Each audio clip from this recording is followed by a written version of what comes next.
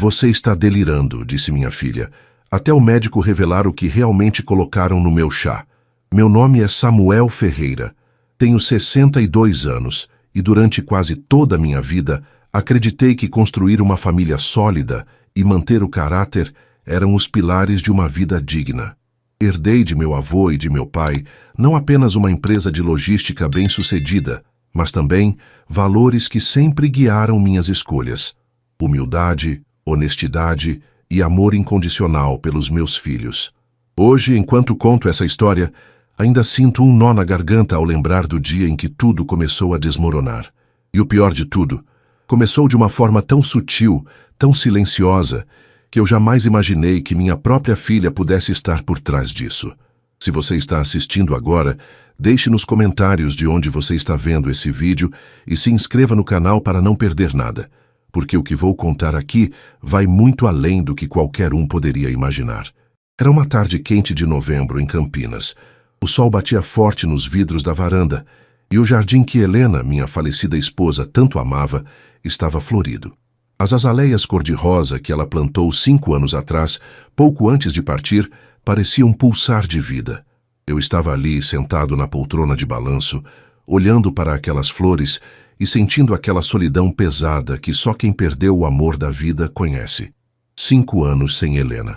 5 anos tentando preencher os dias com rotina, com trabalho, com videochamadas com Rafael e Júlia, meus 2 filhos que estão estudando fora do país.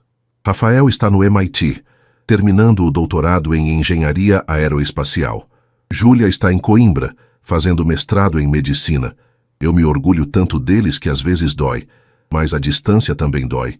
Fernanda, minha filha mais velha, sempre foi a que ficou. 30 anos casada a 2 com Marcos Aurélio, um empresário que se apresenta como consultor de negócios, mas que eu nunca consegui entender direito o que ele faz. Sempre achei Marcos um homem arrogante, daqueles que fala muito e escuta pouco, mas tentei respeitar a escolha da minha filha. Naquela tarde, Fernanda tinha avisado que viria me visitar. Ela começou a fazer isso com frequência depois que completei 60 anos. Toda semana, às quintas-feiras, por volta das 3 da tarde, ela aparecia com um bolo caseiro, um sorriso no rosto e aquele jeito carinhoso de dizer: "Oi, pai, trouxe um bolinho para a gente tomar um chá." No começo, eu fiquei feliz. Pensei que era um gesto de amor, de cuidado. Helena sempre sonhou que os filhos ficassem próximos, que a família fosse unida. Então eu aceitava de bom grado. Dona Lourdes, minha empregada que está comigo há 15 anos, sempre preparava o chá. Mas Fernanda insistia em fazer do jeitinho que a mãe fazia. Naquele dia, ela chegou às 3 horas em ponto. Ouvi o portão abrindo, o barulho do carro dela estacionando na garagem. Logo em seguida, sua voz alegre ecoou pela casa. "Pai, onde você está?" "Aqui na varanda, filha", respondi levantando da poltrona. Ela entrou carregando uma sacola térmica e sorriu ao me ver. "Trouxe bolo de cenoura, seu favorito. E já separei o chá também." Ela entrou na cozinha, cumprimentou Dona Lourdes e logo assumiu o comando do fogão.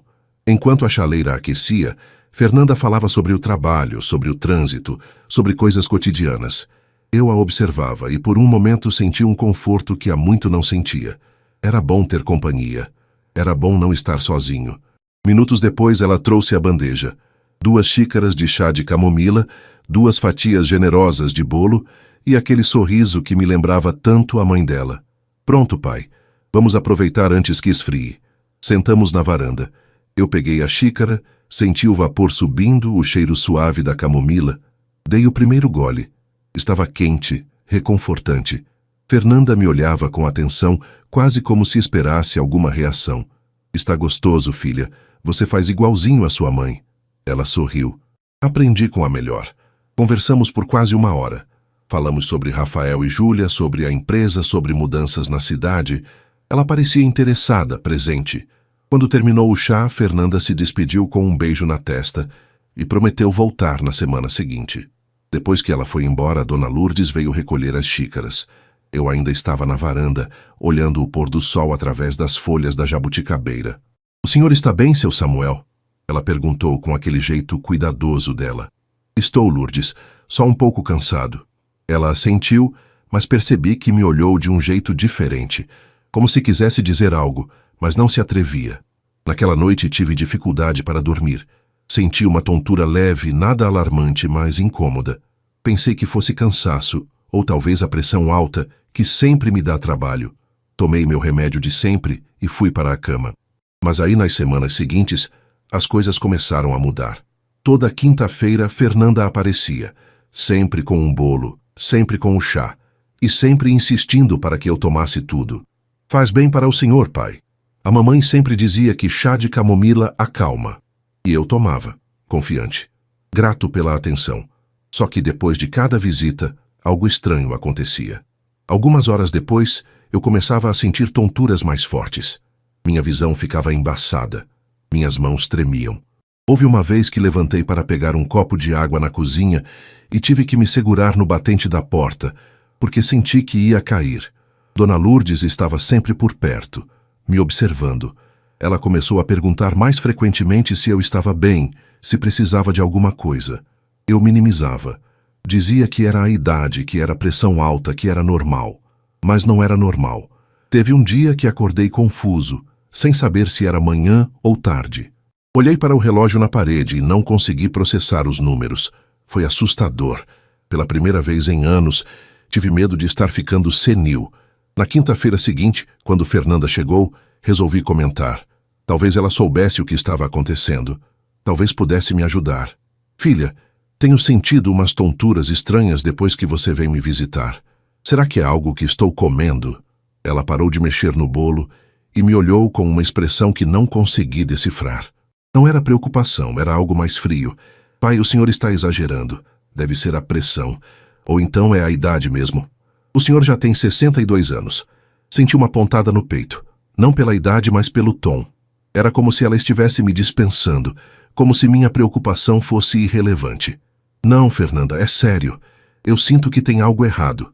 Ela suspirou, impaciente. Pai, o senhor está delirando. Isso é coisa da sua cabeça. Naquele momento, Marcos apareceu na porta da cozinha. Ele tinha vindo junto com ela, mas ficou no carro fazendo ligações. Agora estava ali, de braços cruzados, com aquele jeito arrogante que sempre me incomodou. Sogro, com todo respeito, acho que o senhor precisa considerar fazer uns exames mais completos. Às vezes a mente prega peças. Pode ser início de algo mais sério. Quem sabe uma clínica especializada não seria uma boa ideia. Olhei para ele, depois para Fernanda. Ela desviou o olhar. Uma clínica especializada. Ele estava insinuando que eu estava perdendo a cabeça. Senti uma mistura de raiva e humilhação, mas também senti algo mais profundo, algo que eu não queria admitir. Medo. Medo de estar realmente enlouquecendo. Medo de que eles estivessem certos. Fernanda serviu o chá como sempre. E como sempre eu tomei. Porque ainda confiava. Porque ainda acreditava que minha filha jamais me faria mal. Mas algo dentro de mim começou a despertar. Uma desconfiança pequena, quase imperceptível. E Dona Lourdes, que estava na cozinha lavando louças, também notou. Ela me lançou um olhar que dizia mais do que qualquer palavra poderia dizer. Aquela tarde marcou o começo da minha queda, mas também o começo da minha descoberta. E o que eu estava prestes a descobrir ia virar minha vida de cabeça para baixo. Depois daquela conversa com Fernanda e Marcos, passei a prestar mais atenção nos sintomas. Não eram apenas tonturas. Era algo mais profundo, mais assustador. 3 dias após aquela quinta-feira, acordei no meio da madrugada completamente desorientado. O quarto estava escuro, mas eu não reconhecia onde estava. Por alguns segundos, olhei para os móveis e não consegui processar que aquela era minha própria casa. Meu coração disparou. Suor frio escorreu pela testa. Tateei a parede procurando o interruptor. E quando a luz acendeu, a realidade voltou aos poucos. Mas o pânico permaneceu. Sentei na beira da cama, tremendo. Olhei para a foto de Helena na mesinha de cabeceira e sussurrei. O que está acontecendo comigo? Na manhã seguinte, Dona Lourdes bateu na porta do quarto com o café. Quando entrou e me viu ainda deitado, coisa que nunca acontecia, porque sempre fui de acordar cedo, ela ficou preocupada. Seu Samuel, o senhor dormiu mal? Lourdes, eu tive um episódio estranho de madrugada. Não sabia onde estava. Ela colocou a bandeja na cômoda e sentou na cadeira ao lado da cama. Isso tem acontecido depois das visitas da Fernanda, não é? A pergunta me pegou de surpresa. Não porque ela estivesse errada, mas porque alguém além de mim tinha notado. Lourdes, não fale assim da minha filha. Ela baixou os olhos, mas insistiu com respeito. Eu não quero falar mal, seu Samuel, mas eu trabalho nessa casa há 15 anos. Conheço o senhor. E o que está acontecendo não é normal. Aquilo me incomodou. Não porque duvidasse de Dona Lourdes, mas porque a ideia de que minha própria filha pudesse estar envolvida em algo era insuportável. Naquela semana, os sintomas pioraram. Minhas mãos tremiam ao segurar o garfo no almoço. Tive dificuldade para ler os e-mails da empresa. Minha memória começou a falhar. Esqueci o nome do gerente da filial de Ribeirão Preto durante uma reunião por videochamada. Foi humilhante. Rafael, que participava da reunião do MIT, percebeu imediatamente. Pai, o senhor está bem? Parece cansado. Estou bem, filho. Só um pouco sobrecarregado. Mas ele não pareceu convencido. Quando quinta-feira chegou novamente, Fernanda apareceu no horário de sempre. Dessa vez, Marcos veio junto e ficou na sala, mexendo no celular, mas claramente prestando atenção em tudo. Fernanda entrou na cozinha com a sacola térmica. Dona Lourdes estava lá, preparando o almoço. Notei que minha filha ficou incomodada com a presença dela. Lourdes, pode deixar que eu faça o chá hoje. A senhora pode ir cuidar da lavanderia. Dona Lourdes hesitou, me olhou rapidamente, mas obedeceu. Saiu da cozinha em silêncio. Fernanda preparou o chá sozinha. Ouvi o barulho da chaleira, o tilintar das xícaras. Alguns minutos depois ela trouxe a bandeja para a varanda onde eu esperava. Pronto, pai. Chá quentinho e bolo de fubá hoje. Peguei a xícara, mas antes de beber, a observei. Ela estava me olhando com uma intensidade estranha, como se esperasse algo. Fernanda, preciso te contar uma coisa. Tenho tido uns sintomas muito estranhos. Acordei confuso de madrugada essa semana, esqueci nomes de pessoas que conheço há anos. Minhas mãos tremem. Ela suspirou, impaciente. Pai, de novo com isso? Eu já falei. O senhor está ficando velho. É normal. Não é normal, Fernanda. Tenho 62 anos, não 90. Marcos levantou do sofá e veio até a varanda. Seu tom era condescendente, quase zombeteiro. Ogro, eu entendo que seja difícil aceitar, mas o senhor precisa encarar a realidade. Meu tio teve os mesmos sintomas na mesma idade. Hoje ele está em uma clínica especializada e está muito bem cuidado. Talvez seja a hora de considerar essa opção. Senti a raiva subindo pela garganta. Eu não vou para clínica nenhuma, não estou louco. Fernanda tocou minha mão com aquele jeito falso de preocupação. Pai, ninguém está dizendo que o senhor está louco, mas precisa de ajuda. E se acontecer algo mais grave? E se o senhor cair e bater a cabeça? Está aqui sozinho nessa casa enorme. Eu não estou sozinho. Tenho Dona Lourdes, tenho vocês, tenho Rafael e Júlia. Marcos riu, sarcástico. Rafael e Júlia estão do outro lado do mundo, sogro. Eles não vão poder acudir o senhor se algo acontecer. Aquilo doeu. Doeu porque era verdade. Meus filhos estavam longe.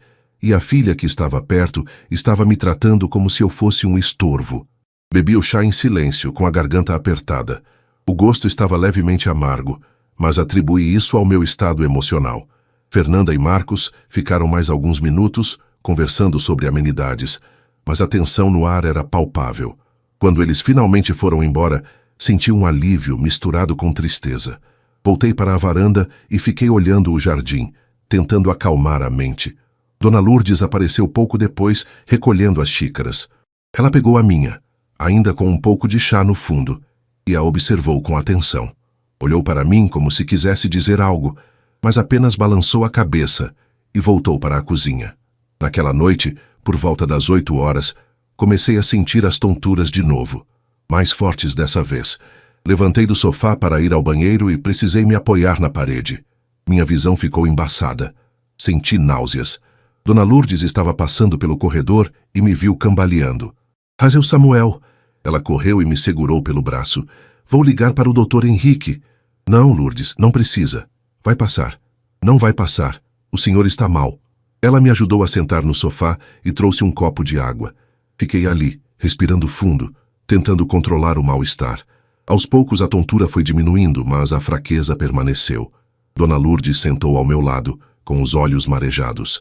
Seu Samuel, eu preciso falar uma coisa, e o senhor vai ter que me ouvir. mesmo que não goste. Olhei para ela cansado demais para discutir. Fala, Lourdes. Hoje, quando a Fernanda mandou eu sair da cozinha, eu fiquei desconfiada. Então voltei e fiquei observando da porta do corredor. Ela estava mexendo no armário onde ficam os temperos e tirou um vidrinho pequeno da bolsa. Colocou alguma coisa no chá do senhor, seu Samuel. Eu vi. O mundo parou. Meu coração parou. Olhei para Dona Lourdes como se ela tivesse dito a coisa mais absurda do universo. Lourdes, você deve ter visto errado. Eu não vi errado. Ela colocou algo no chá, e o senhor sempre fica mal depois que ela vem. Lágrimas escorreram pelo rosto dela. Eu trabalho aqui há 15 anos, seu Samuel. Cuidei da Dona Helena quando ela estava doente. Cuidei dos seus filhos quando eram pequenos. Eu nunca ia inventar uma coisa dessas. Mas eu não posso mais ficar calada vendo o senhor definhar. Fiquei em silêncio. Meu cérebro se recusava a processar o que ela estava dizendo. Minha filha, envenenando meu chá? Era impossível, era insano. Mas no fundo, uma parte de mim começou a acreditar. Porque tudo fazia sentido. Os sintomas, o timing, a insistência para que eu tomasse o chá, a frieza de Fernanda, a pressão de Marcos para me internar. Lourdes, o que eu faço? Ela enxugou as lágrimas e me olhou com determinação. Amanhã de manhã eu vou procurar o Dr. Henrique e vou levar o que sobrou do chá. Olhei para ela, assustado. Você guardou? Guardei. Está no freezer. Porque eu sabia que uma hora o senhor ia precisar de provas. Naquela noite não consegui dormir. Fiquei olhando para o teto, com 1000 pensamentos passando pela cabeça. Será que era verdade? Será que minha própria filha estava tentando me matar? E se fosse verdade, por quê? A resposta veio como um raio: dinheiro, herança. Marcos devia estar por trás disso. E Fernanda, minha filha, a menina que eu criei, que eu amei, que eu dei tudo, tinha escolhido ele. Amanheceu. E eu ainda estava acordado, com os olhos fixos na janela, vendo a luz do dia invadir o quarto. E naquele momento, soube que minha vida nunca mais seria a mesma. Dona Lourdes não esperou minha permissão. Na manhã seguinte, sexta-feira, ela acordou cedo, preparou meu café e anunciou que ia resolver um assunto pessoal no centro de Campinas. Eu sabia o que ela ia fazer, mas não tive forças para impedi-la. A verdade é que eu precisava saber, mesmo que doesse. Mesmo que destruísse tudo que eu acreditava sobre minha filha. Fiquei em casa sozinho pela primeira vez em semanas, olhando pela janela, esperando. O relógio na parede parecia andar mais devagar. Cada minuto era uma eternidade. Tentei ler o jornal, mas as letras dançavam na página.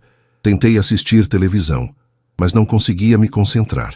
Por volta das 10 da manhã, meu celular tocou. Era Rafael ligando do MIT. Pai, consegue falar agora? Consigo, filho. Pai, eu...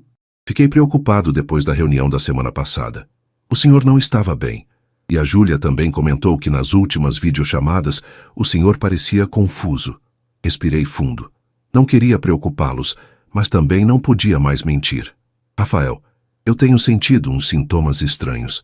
Tonturas, confusão, tremores. Mas pode ficar tranquilo. Estou investigando. Houve uma pausa do outro lado. Pai, isso começou quando? Faz uns 2, 3 meses. E o senhor foi ao médico? Ainda não, mas vou. Outra pausa. Rafael era engenheiro, analítico. Eu sabia que ele estava processando informações. Pai, posso fazer uma pergunta estranha? Pode. Esses sintomas, eles acontecem em algum dia específico da semana? Ou depois de alguma coisa que o senhor come ou bebe? Meu coração acelerou. Rafael tinha herdado não apenas a inteligência do avô, mas também a capacidade de ver padrões onde outros não viam. Por que você pergunta isso? Porque sintomas neurológicos repentinos em alguém saudável como o senhor não são normais. E se tem um padrão, pode ser exposição a algo, medicamento errado, interação alimentar ou algo pior. Fechei os olhos. Meu filho estava chegando à mesma conclusão que Dona Lourdes. Rafael, eu... Prefiro não falar sobre isso por telefone agora, mas prometo que vou ao médico e te conto tudo. Pai, o senhor está me preocupando. Quer que eu volte para o Brasil? Não, não precisa. Eu estou bem. Só preciso de uns dias para entender o que está acontecendo. Ele hesitou, mas concordou. Está certo, mas me liga se precisar de qualquer coisa. Qualquer coisa mesmo. Eu largo tudo e volto. Eu sei, filho. Obrigado. Quando desliguei, senti um aperto no peito. Meus filhos que estavam longe se preocupavam mais comigo do que a filha que estava perto. Por volta do meio-dia, Dona Lourdes voltou. Entrou pela porta da cozinha e, pelo jeito que ela olhou para mim, soube que tinha novidades. Consegui falar com o Dr. Henrique. Ele me atendeu entre 2 pacientes, entreguei o chá para ele. E o que ele disse? Disse que vai mandar analisar em um laboratório de confiança. Mas ele também ficou muito preocupado, seu Samuel. Disse que se for o que ele está pensando é caso de polícia. As palavras caíram como pedras. Caso de polícia. Minha filha. Minha Fernanda. Ele pediu que o senhor vá ao consultório segunda-feira de manhã para fazer exames de sangue.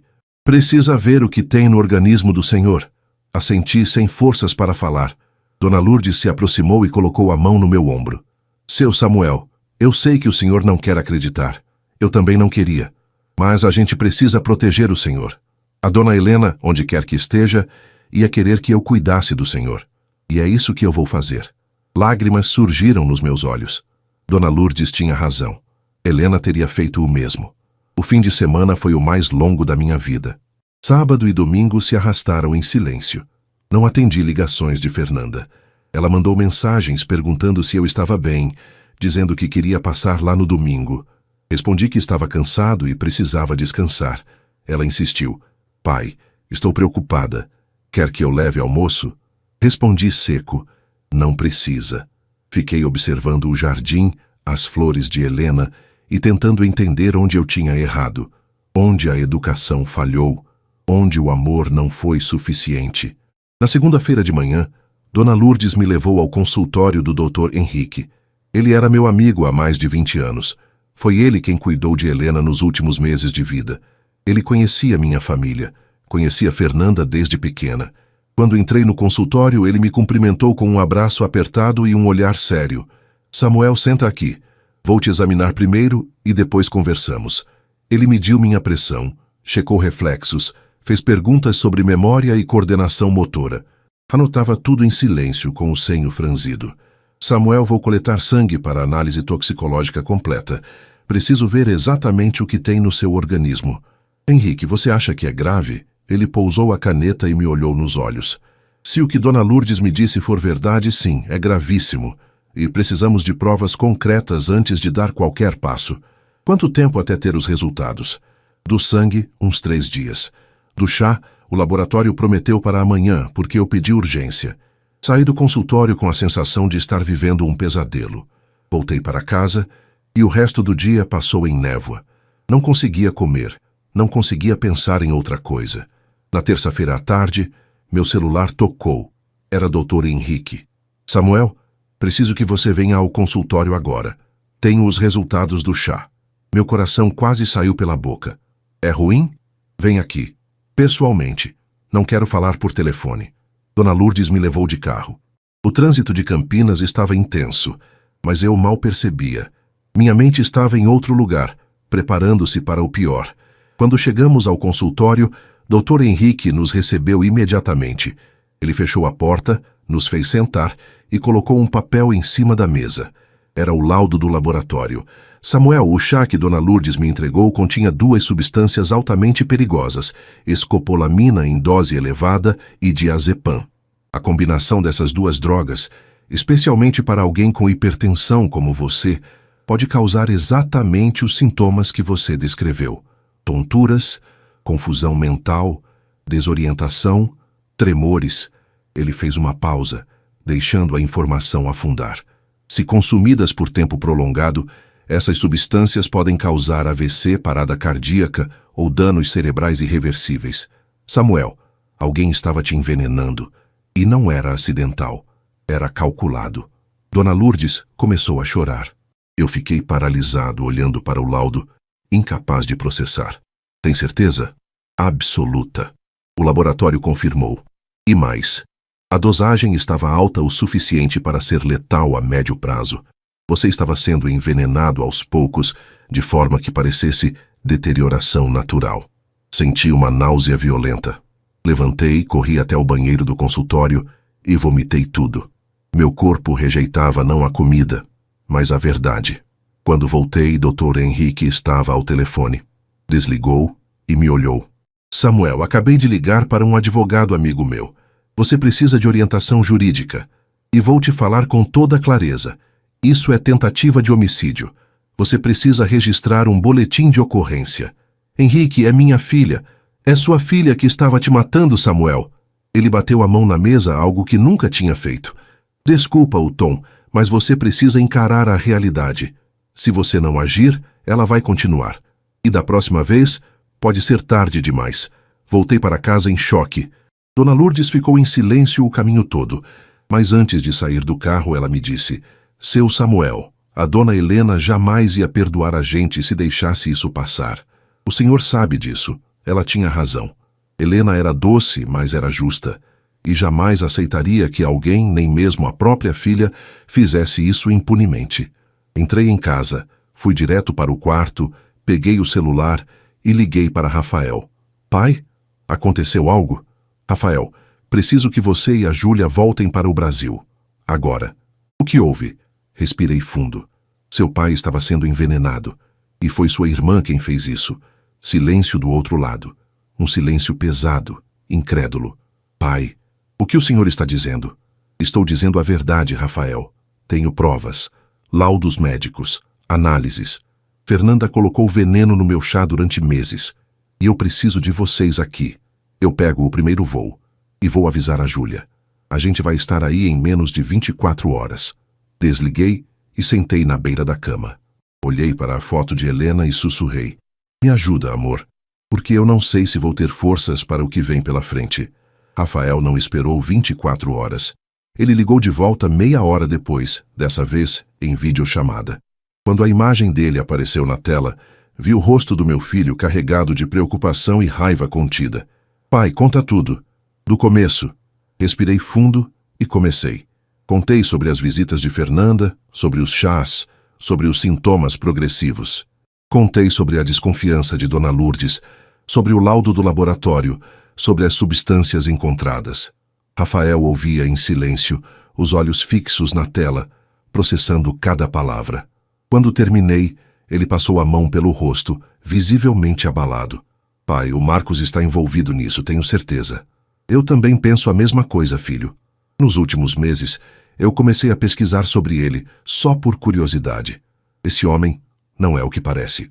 Ele tem processos na justiça, dívidas enormes, e há rumores de envolvimento com contratos fraudulentos. A Fernanda, ela foi manipulada. Ou pior, ela aceitou participar. A dor no peito voltou. Ouvir meu filho falar assim da irmã era dilacerante. Rafael, o que eu faço agora? O senhor vai ao médico, recolhe todos os laudos e registra um boletim de ocorrência. E não avisa a Fernanda de nada. Nada, pai. Ela não pode saber que descobrimos. Mas, filho, pai, escuta o que eu estou dizendo. Se ela souber, vai destruir provas. Ou pior, vai tentar de novo de outra forma. O senhor está lidando com gente perigosa. Assenti, ainda em choque. Eu vou ligar para a Júlia agora. A gente embarca amanhã. E enquanto isso, o senhor não aceita mais nada que venha da Fernanda. Nada de comida, nada de bebida, nada. Está bem. E pai, eu sinto muito. Sei que isso está destruindo o senhor. Mas a gente vai resolver. Juntos. A videochamada encerrou e fiquei sozinho no escritório, olhando para a tela preta do notebook. A casa estava silenciosa. Apenas o tic-tac do relógio na parede quebrava o silêncio. Dona Lourdes apareceu na porta com uma xícara de chá. Fiz para o senhor, mas fui eu mesma quem preparei do começo ao fim. Aceitei a xícara, mas não consegui beber. O simples ato de tomar chá agora estava contaminado. Ela percebeu e suspirou. Vai passar, seu Samuel. Com o tempo. Não sei se vai, Lourdes. Naquela noite, Fernanda mandou mensagem de novo.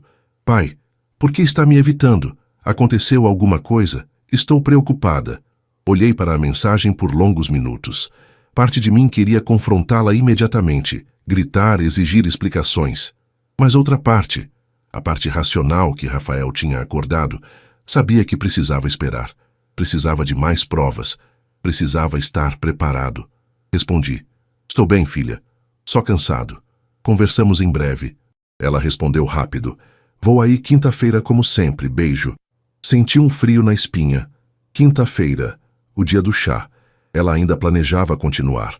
No dia seguinte, quarta-feira, os exames do meu sangue ficaram prontos. Dr. Henrique me ligou e pediu para eu ir ao consultório de novo. Quando cheguei, ele estava com vários papéis espalhados na mesa. Seu rosto estava sério, carregado. Samuel, os exames de sangue confirmaram. Você tem resíduos de escopolamina e diazepam no organismo. Isso significa que a intoxicação foi prolongada e sistemática. Seu fígado está sobrecarregado tentando processar essas substâncias e sua pressão arterial apresentou picos perigosos. Ele me entregou uma pasta com todos os laudos. Isso aqui é a prova que você precisa. Laudo do chá, laudo do sangue, meu relatório médico descrevendo os sintomas e a cronologia. Com isso, qualquer delegado vai abrir inquérito. Henrique, o Rafael e a Júlia estão voltando. Chegam amanhã à noite. Ótimo. Esperem eles chegarem, reúnam a família e na sexta-feira vocês vão à delegacia. Juntos, com o advogado. Isso não pode ser tratado de forma emocional, Samuel. Tem que ser cirúrgico. Saí do consultório segurando aquela pasta como se fosse uma bomba. Porque era. Era a bomba que ia explodir minha família. Naquela tarde, sentei no jardim e olhei para as azaleias de Helena. As flores estavam vibrantes, vivas, lindas, e eu pensei, isso é o que minha esposa deixou. Vida, beleza, amor. E o que Fernanda estava deixando? Veneno, traição, morte. Na quinta-feira de manhã, Fernanda mandou mensagem. Pai, vou aí às 3 como sempre. Preparei bolo de laranja. Meu estômago revirou. Olhei para Dona Lourdes, que estava na cozinha. Ela vem hoje. O que o senhor vai fazer? Vou recebê-la, mas não vou comer nem beber nada, e você vai ficar por perto o tempo todo. Às 3 o portão se abriu. Fernanda entrou com a sacola térmica e aquele sorriso que agora me parecia falso, ensaiado, cruel. Oi, pai, como está? Estou bem, filha. Ela foi direto para a cozinha, mas dessa vez Dona Lourdes não saiu. Ficou ali lavando louças, fingindo que não prestava atenção. Fernanda ficou visivelmente incomodada. Lourdes, pode deixar. Eu cuido disso. Estou quase terminando, Dona Fernanda. A tensão era clara. Fernanda preparou o chá rapidamente, trouxe a bandeja para a varanda. Pronto, pai. Chá quentinho e bolo de laranja. Eu olhei para a xícara, fumegante, perfumada, mortal. Obrigado, filha, mas hoje não estou me sentindo muito bem. Acho que não vou tomar chá. O rosto dela mudou. Foi sutil, mas eu vi. Um lampejo de frustração. Pai, mas vai fazer bem para o senhor. É só uma xicrinha. Não, Fernanda, não quero. Ela insistiu, com um tom que começava a soar desesperado. Pai, por favor. Eu fiz com tanto carinho. Eu disse que não. Silêncio pesado. Ela recuou, constrangida. Está bem, então só o bolo. Também não quero o bolo. Ela me olhou confusa, quase ofendida. Pai, o que está acontecendo? Por que está me tratando assim? Olhei nos olhos dela, os mesmos olhos de Helena, e me perguntei, como alguém com esses olhos poderia fazer o que ela fez? Estou cansado, Fernanda, só isso. Ela ficou mais alguns minutos tentando conversar, mas a atmosfera estava insuportável. Finalmente, ela se despediu, visivelmente incomodada. Está bem, pai. Qualquer coisa me liga. Ela saiu, e eu fiquei ali olhando para aquela xícara de chá intocada, como se fosse uma serpente enrolada na mesa. Dona Lourdes apareceu, pegou a xícara com um pano e a levou direto para a cozinha. Guardou no freezer, em outro pote lacrado. Mais uma prova, seu Samuel. Naquela noite, Rafael e Júlia chegaram. Quando abri a porta e vi meus 2 filhos ali, abraçados, cansados da viagem, mas determinados, desmoronei. Chorei pela primeira vez desde que tudo começou. Júlia me abraçou forte e sussurrou. A gente vai cuidar do senhor, pai, e vai fazer justiça. Rafael entrou com uma mala de mão e um notebook. Pai, amanhã de manhã a gente vai à delegacia. Eu já entrei em contato com um advogado criminalista aqui de Campinas. Ele vai nos encontrar lá. E também já avisei o tio Márcio. Ele se referia ao irmão mais novo de Helena, que era promotor de justiça em São Paulo. Rafael, não precisava envolver o tio.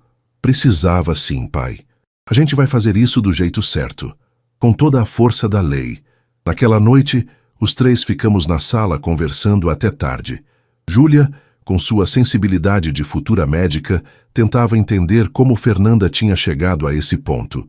Rafael, com sua lógica de engenheiro, mapeava todas as possibilidades legais e consequências. E eu, sentado ali entre meus 2 filhos mais novos, percebi algo doloroso, mas verdadeiro. Família não é quem tem o mesmo sangue, é quem fica quando tudo desmorona. Na sexta-feira de manhã, às 9 horas, entramos na Delegacia Central de Campinas. Rafael, Júlia, eu, Dr. Henrique como testemunha e o advogado criminalista, Dr. Gustavo Andrade. A delegada responsável, doutora Patrícia Moraes, nos recebeu em uma sala reservada. Quando apresentei os laudos, as análises, o histórico médico, ela ficou em silêncio por longos minutos, lendo tudo com atenção.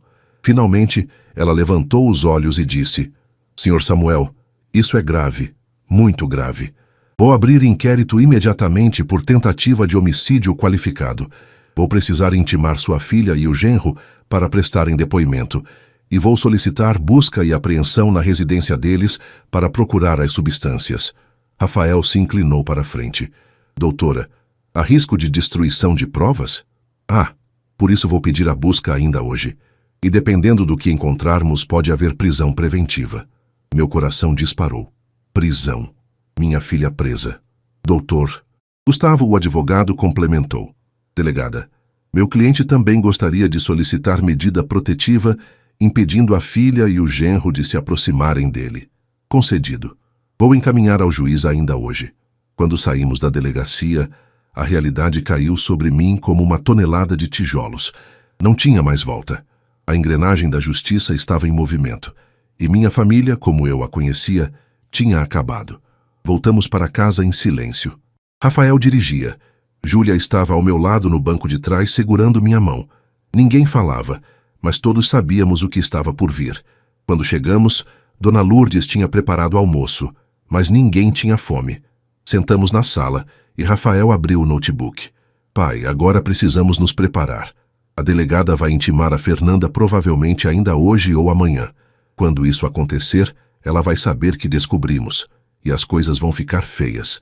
O que você quer dizer? Ela e o Marcos vão tentar se defender. Vão mentir, vão distorcer, vão tentar te pintar como o vilão dessa história. A gente precisa estar preparado para isso. Júlia completou, com lágrimas nos olhos. Pai, a Fernanda vai te machucar de novo, com palavras, com acusações, e vai doer, mas a gente vai estar aqui com o Senhor. Eu assenti sem forças para falar. O telefone de casa tocou. Era um número desconhecido.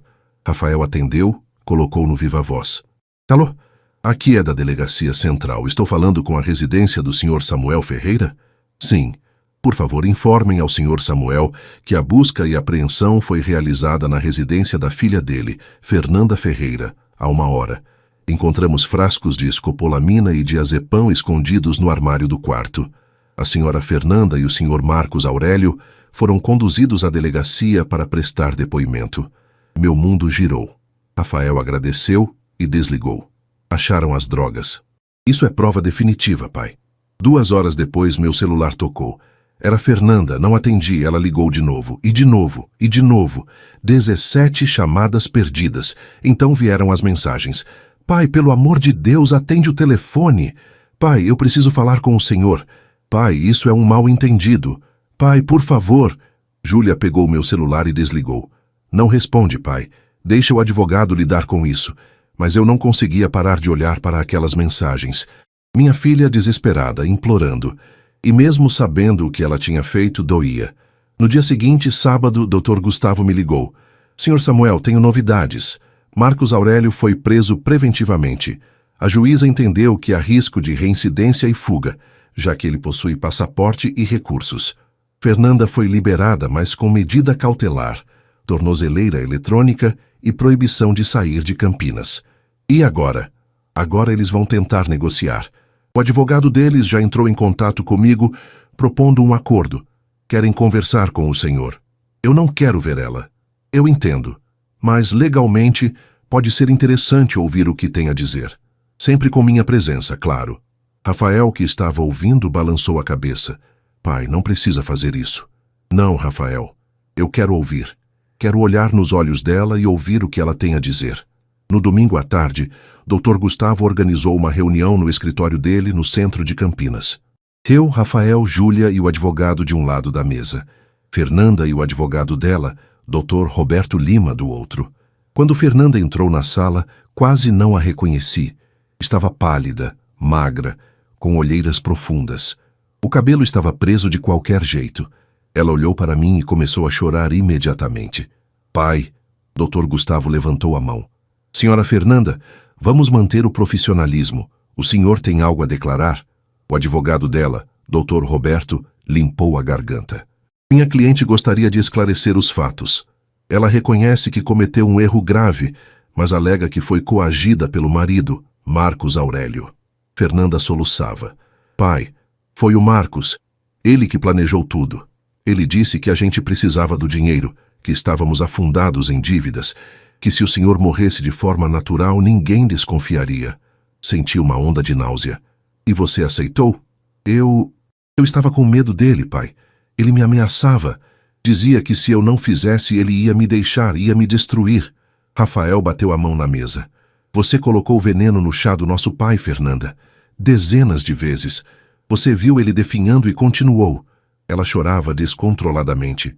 Eu sei que foi horrível, mas eu não sabia mais o que fazer. O Marcos tinha controle sobre tudo. Sobre mim, sobre o dinheiro, sobre minha cabeça. Júlia, que até então estava em silêncio, falou com a voz trêmula. Você poderia ter pedido ajuda, Fernanda. Poderia ter contado para o pai, para a gente. Mas você escolheu matar ele. Eu não queria. Eu juro que não queria. Dr. Roberto interveio. Senhores, minha cliente está disposta a colaborar integralmente com a justiça. Vai entregar todas as provas contra Marcos Aurélio.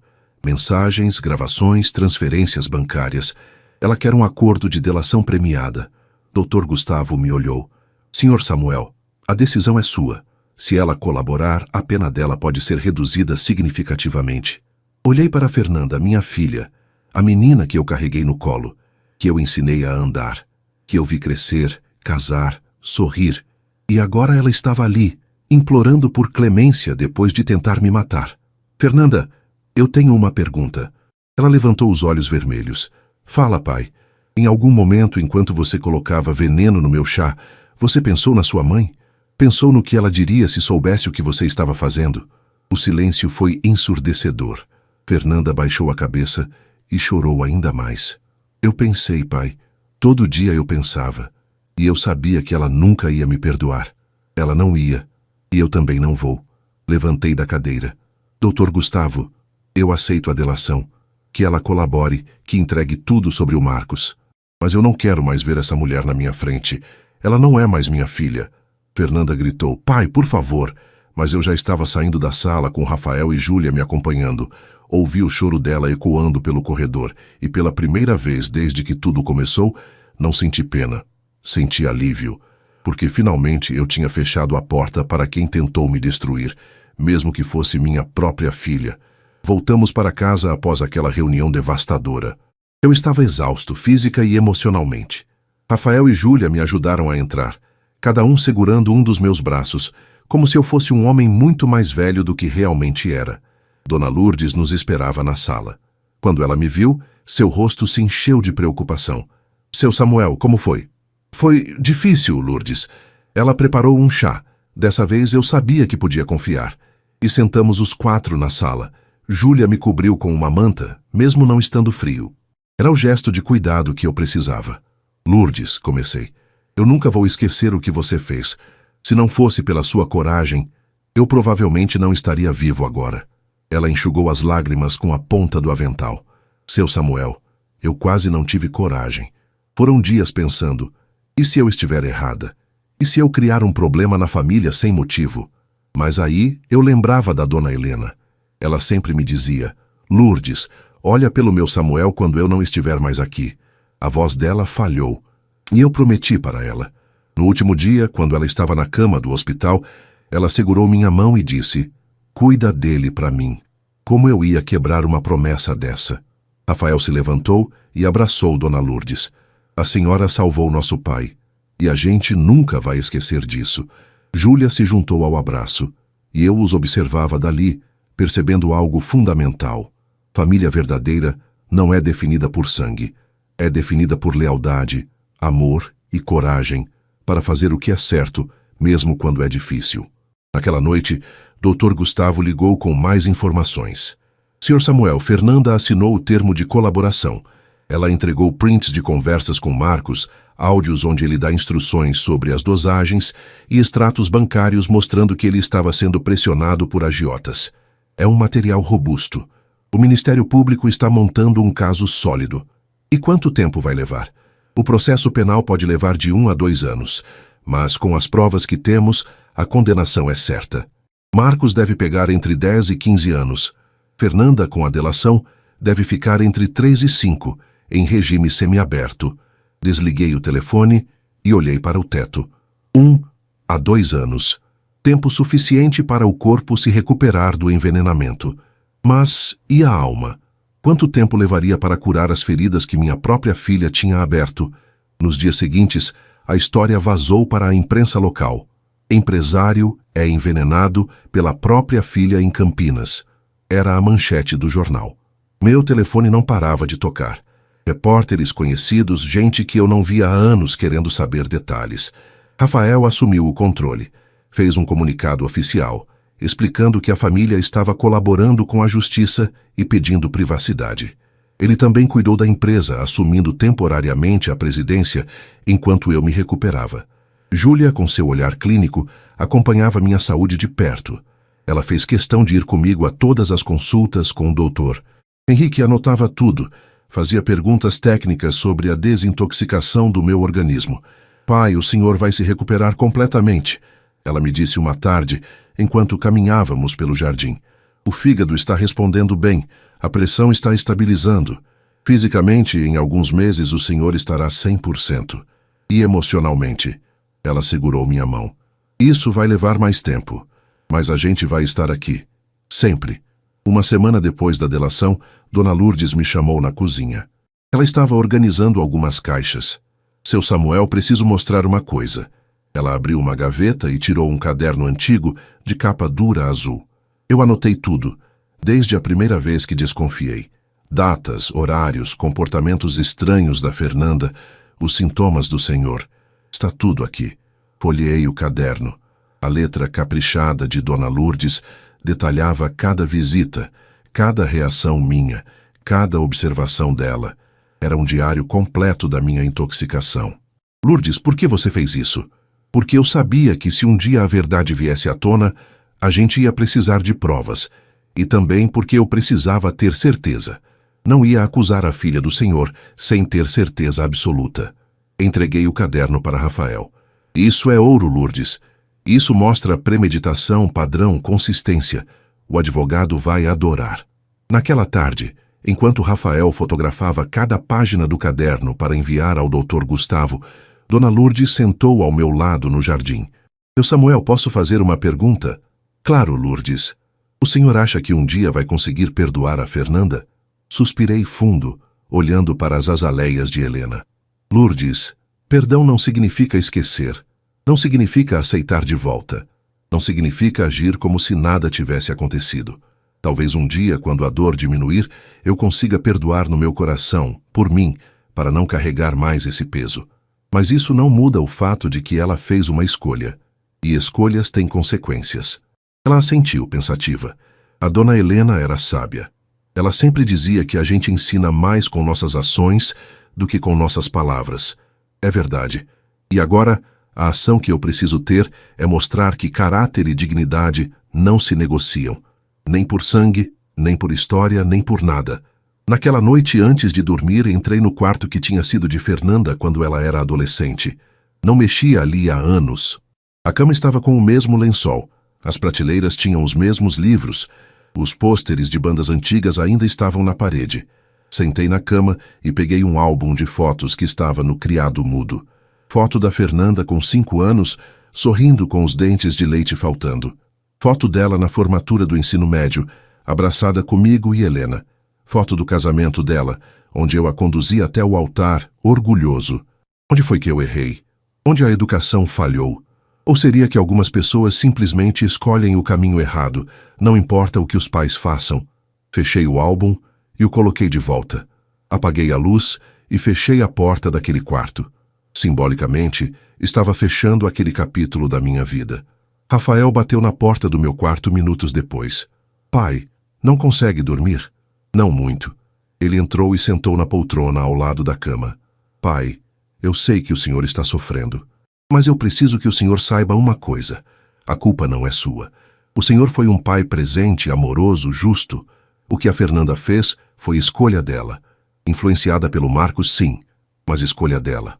Rafael, eu fico pensando, se eu tivesse sido mais rígido com o Marcos desde o começo, se eu tivesse me oposto ao casamento, não ia mudar nada, pai. Gente ruim acha um jeito. Sempre acha. Ele se levantou e colocou a mão no meu ombro. O senhor é um homem íntegro. E ensinou isso para mim e para a Júlia. A gente está aqui hoje defendendo o senhor, porque aprendemos com o senhor o que é caráter.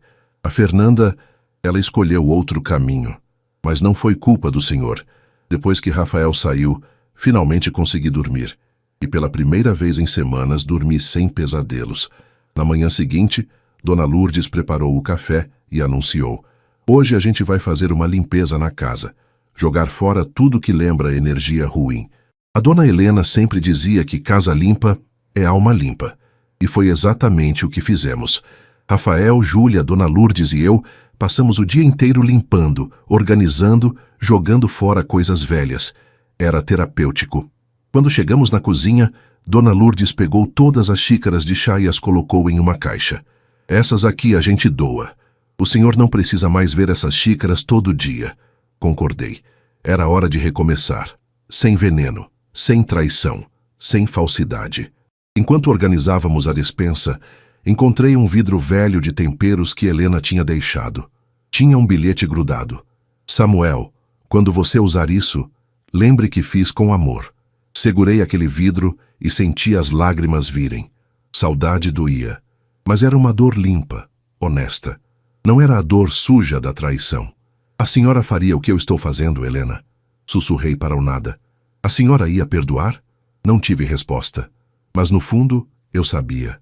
Helena era doce, mas era justa. E ela jamais aceitaria que alguém, mesmo a própria filha, tentasse me matar sem consequências. Naquela noite jantamos todos juntos pela primeira vez em muito tempo. Dona Lourdes fez a comida que Helena gostava. Frango com quiabo, arroz, feijão simples, comida de verdade, feita com amor. E ali, naquela mesa com Rafael, Júlia e Dona Lourdes, percebi que eu não estava sozinho. Tinha uma família, pequena, mas verdadeira. E isso, no final das contas, era o que realmente importava. 2 semanas após a denúncia, Dr. Henrique me chamou para uma consulta de acompanhamento. Júlia insistiu em ir junto, com seu caderninho de anotações e sua lista de perguntas médicas. O consultório estava quieto naquela tarde de quarta-feira.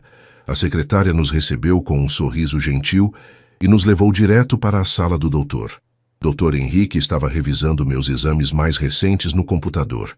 Quando entramos, ele se levantou e nos cumprimentou com aquele jeito afetuoso de sempre.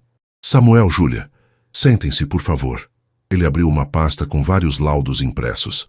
Samuel, hoje eu quero te explicar exatamente o que aconteceu com seu corpo durante esses meses de intoxicação. Não vou poupar detalhes porque acho que você precisa entender a gravidade do que passou. Júlia pegou minha mão. Dr. Henrique continuou. A escopolamina é uma droga anticolinérgica extremamente perigosa. Em doses terapêuticas, é usada para enjoos e cólicas. Mas nas doses que encontramos no seu organismo, ela causa exatamente os sintomas que você teve: confusão mental, desorientação, alucinações leves, perda de memória de curto prazo. Ele mostrou um gráfico. O diazepam, um benzodiazepínico, potencializa os efeitos depressores no sistema nervoso central. A combinação das duas drogas é especialmente letal porque uma amplifica a outra. E no seu caso, com histórico de hipertensão, o risco de AVC ou parada cardíaca era altíssimo.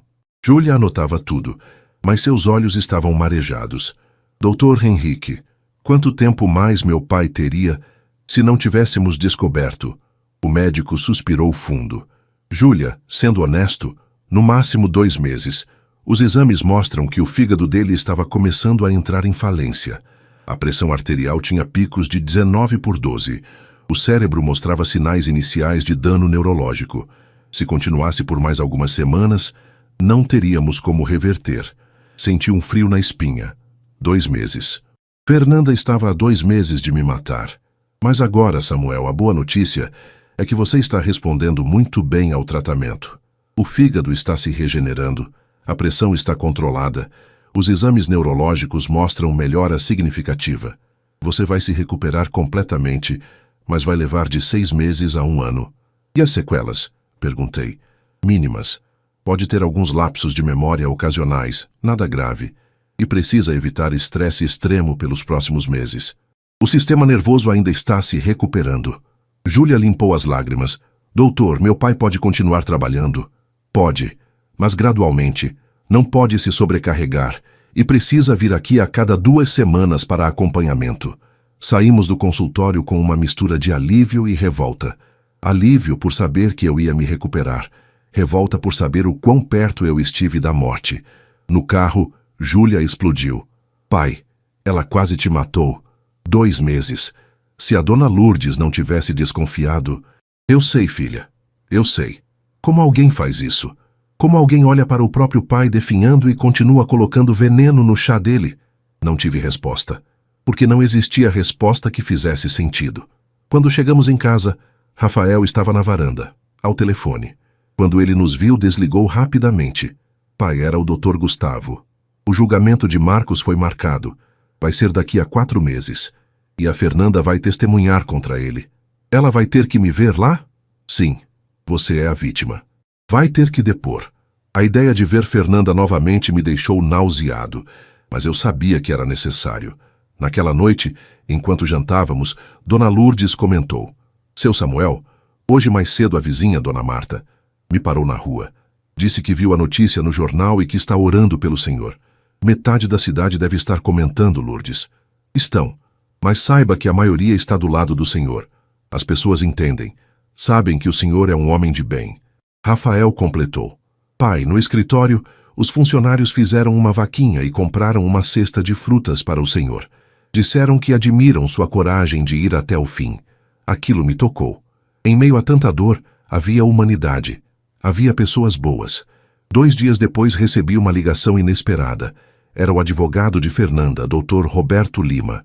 Senhor Samuel, sei que o senhor não quer falar com minha cliente, mas ela pediu que eu transmitisse uma mensagem.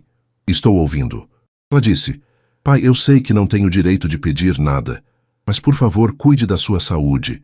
Eu jamais vou me perdoar pelo que fiz, mas preciso que o senhor saiba que eu ainda amo o Senhor, mesmo sabendo que o Senhor nunca mais vai me amar de volta.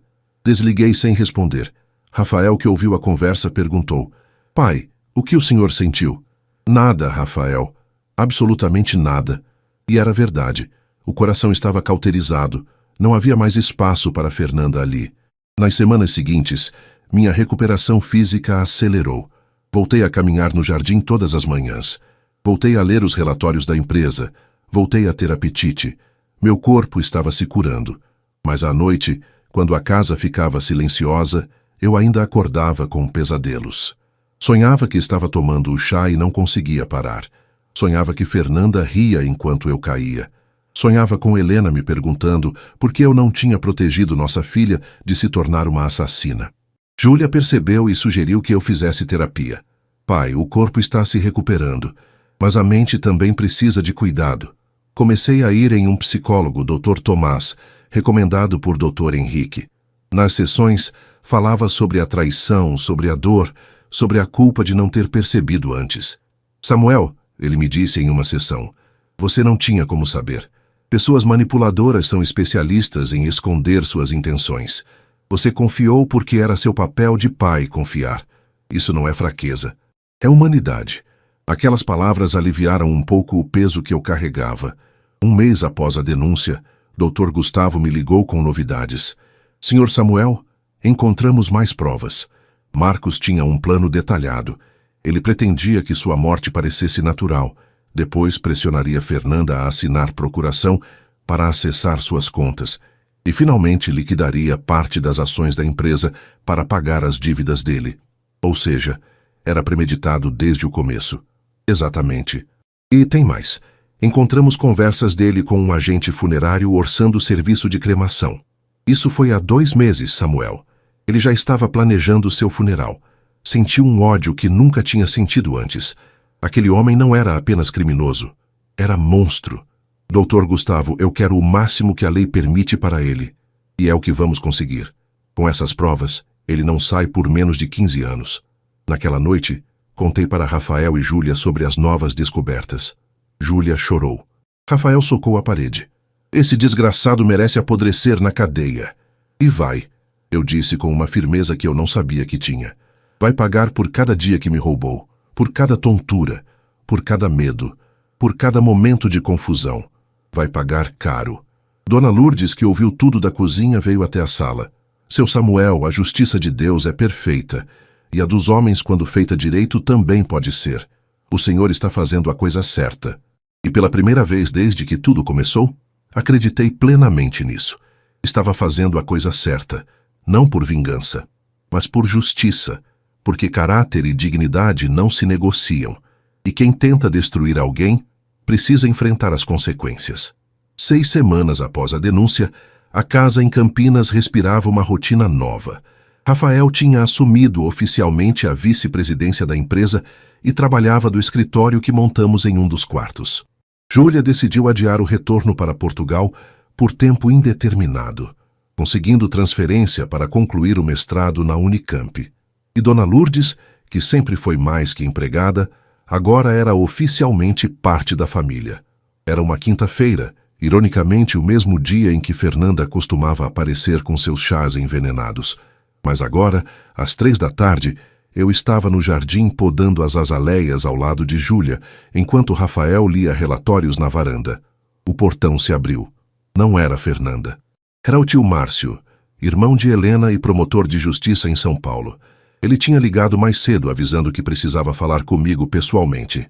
Samuel, ele me abraçou forte. Vim assim que consegui me liberar do fórum. Entramos todos na sala. Dona Lourdes serviu café e Márcio abriu a pasta que trouxe. Samuel, o Ministério Público está fechando a denúncia contra Marcos e Fernanda. Eu vim pessoalmente porque quero que você entenda cada detalhe do processo. Ele espalhou documentos na mesa de centro. Marcos Aurélio será julgado por tentativa de homicídio, qualificado por motivo torpe, com 3 qualificadoras: uso de veneno, contra ascendente por afinidade e com impossibilidade de defesa da vítima. A pena pode chegar a 20 anos. Rafael se inclinou para a frente. E a Fernanda? Fernanda, por ter colaborado, responderá como coautora com atenuantes. A pena prevista é de 4 a 6 anos, com possibilidade de regime semiaberto após 1/3 cumprido. Além disso, ela perde qualquer direito sobre herança conforme prevê o Código Civil. Júlia perguntou: Tio Márcio, e se ela tentar reverter isso? Tentar se aproximar do papai de novo? Por isso estou aqui. Vim trazer a ordem de restrição permanente. Fernanda está proibida de se aproximar de Samuel a menos de 500 metros, de entrar em contato por qualquer meio e de frequentar os mesmos lugares que ele. Qualquer violação resulta em prisão imediata. Olhei para aqueles papéis e senti uma mistura de proteção e tristeza. Minha própria filha agora era legalmente impedida de chegar perto de mim. Márcio colocou a mão no meu ombro. Samuel, eu sei que isso é doloroso. Helena era minha irmã e Fernanda é minha sobrinha, mas o que ela fez é imperdoável. E como promotor, como tio e como alguém que amava profundamente a Helena, eu vou garantir que a justiça seja feita. Márcio, você acha que a Helena estaria de acordo com isso? Ele olhou para a foto de Helena na estante. Helena tinha um coração enorme, mas ela também tinha uma espinha dorsal de aço. Ela jamais aceitaria que alguém, mesmo a própria filha, tentasse te matar sem consequências. Ela te amava demais para isso. Aquela resposta me trouxe uma paz que eu não esperava. Márcio ficou para o jantar. Dona Lourdes preparou um ensopado que Helena costumava fazer. E ficamos todos na mesa, conversando sobre memórias boas. Márcio contava histórias da infância de Helena, de como ela era teimosa, mas justa, doce, mas firme. Teve uma vez, ele disse rindo, que Helena descobriu que uma amiga de escola estava sendo injustiçada por uma professora. Ela juntou provas, conversou com outros alunos e foi até a diretoria sozinha, com 12 anos de idade, apresentar o caso. A professora foi repreendida e a amiga dela inocentada. Rafael sorriu. Vovó era assim. A mamãe herdou isso dela. Herdou sim. E você e Júlia herdaram dela também. Por isso estão aqui lutando pela verdade. Depois do jantar, quando Márcio foi embora, ficamos os 4 na varanda. A noite estava clara, com lua cheia iluminando o jardim. Pai, Júlia disse suavemente, amanhã é aniversário da mamãe. A gente podia fazer alguma coisa em homenagem a ela. Eu tinha esquecido. Com tudo que estava acontecendo, a data tinha passado despercebida. Helena faria 63 anos. O que vocês sugerem? Rafael pensou por um momento. Podíamos plantar uma árvore no jardim. Algo que cresça, que dê frutos, que continue vivo, como a memória dela. Júlia concordou, emocionada. E podíamos fazer uma pequena cerimônia, só nós 4. Ler algo bonito, compartilhar memórias. Dona Lourdes limpou as lágrimas. A Dona Helena ia adorar isso. Na manhã seguinte, sexta-feira, fomos a um viveiro no centro de Campinas. Escolhemos uma jabuticabeira jovem, forte, cheia de promessas de frutos futuros. Voltamos para casa e cavamos um buraco no jardim, bem ao lado das azaleias de Helena. Plantamos a árvore juntos, cada um colocando terra com as próprias mãos. Quando terminamos, ficamos em círculo ao redor da árvore. Rafael começou. Mãe, a gente está aqui hoje para honrar sua memória. O Senhor ensinou a gente o que é amor verdadeiro, caráter e justiça. E hoje a gente está aplicando esses ensinamentos defendendo o papai. Júlia continuou com a voz embargada. Mãe, eu queria tanto que a senhora estivesse aqui, mas eu sei que onde quer que esteja, está cuidando da gente. E a gente promete cuidar do papai como a senhora cuidava. Dona Lourdes falou. Dona Helena, a senhora me pediu para cuidar dele. E eu cumpri minha promessa. E vou continuar cumprindo até o último dia da minha vida. Chegou minha vez. Olhei para aquela árvore pequena, frágil, mas com raízes que iam crescer profundas. Helena, amor da minha vida. Você me deixou há 5 anos, mas nunca saiu do meu coração. Hoje eu estou passando pela provação mais difícil da minha vida. Nossa filha tentou me matar. E você sabe como isso dói. Mas você também me ensinou que amar não é ser fraco. É ter coragem para fazer o que é certo, mesmo quando dói. Então é isso que eu estou fazendo. Pelos ensinamentos que você me deixou. Pelo amor que você plantou nessa família.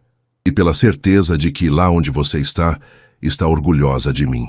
Ficamos em silêncio por alguns minutos, apenas ouvindo o vento nas folhas das árvores ao redor. Júlia foi a primeira a falar. Sabe o que eu acho mais bonito nisso tudo, pai? É que mesmo depois de tanta dor, a gente ainda é uma família. Pequena, mas forte. Rafael completou. A Fernanda escolheu sair dessa família quando fez o que fez. Mas nós 4, nós escolhemos ficar. Isso conta mais. Dona Lourdes abraçou os 2. Vocês são a prova de que o amor da Dona Helena continua vivo, na integridade de vocês, na coragem, na lealdade.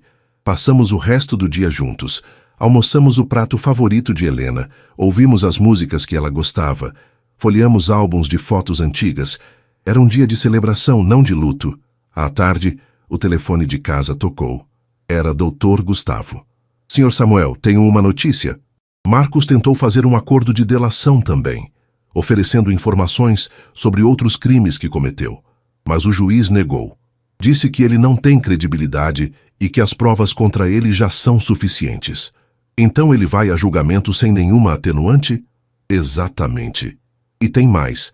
A defesa dele entrou com pedido de liberdade provisória, mas foi negado novamente. O juiz considerou que ele representa risco à sociedade e risco de fuga. Quando é o julgamento? 3 meses. Que vai ser rápido, porque ele vai ser julgado pelo tribunal do júri. 7 pessoas comuns vão decidir o destino dele. E eu vou ter que estar lá? Sim. Você é a vítima. Seu depoimento é crucial. Desliguei e contei para Rafael e Júlia. Ambos se entreolharam. Pai, a gente vai com o senhor, Júlia disse. Não vai passar por isso sozinho. Rafael concordou. E eu vou falar com o Dr. Gustavo. Quero entender cada detalhe do processo para a gente estar preparado. Naquela noite, antes de dormir, Sentei na cama e peguei uma carta que Helena tinha me deixado antes de morrer.